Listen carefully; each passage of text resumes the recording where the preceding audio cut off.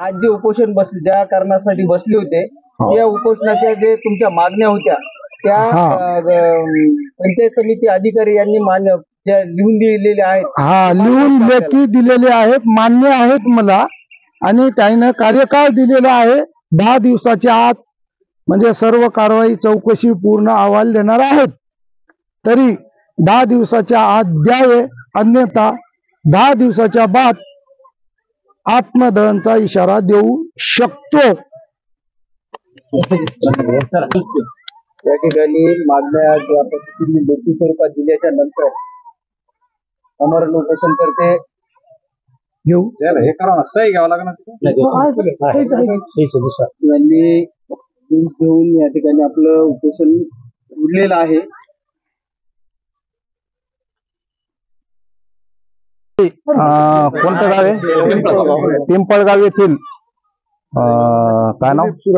दिलीप सुराजी पवार आहे.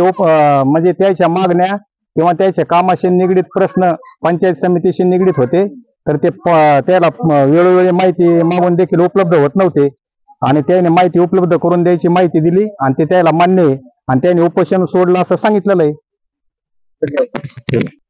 आपण आधी काय माहिती देऊ?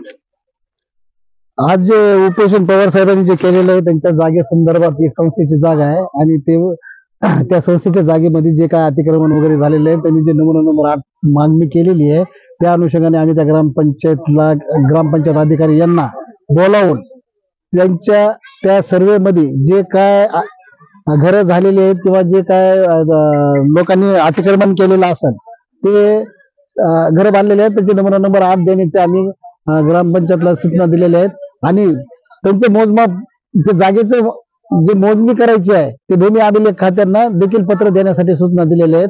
आणि नक्कीच त्यांनी आमच्या विनंतीला मान देऊन त्यांनी उपोषण सोडलेलं आहे, आणि आम्ही नक्कीच त्यांना न्याय देऊ अशी ग्वाही देतो. धन्यवाद.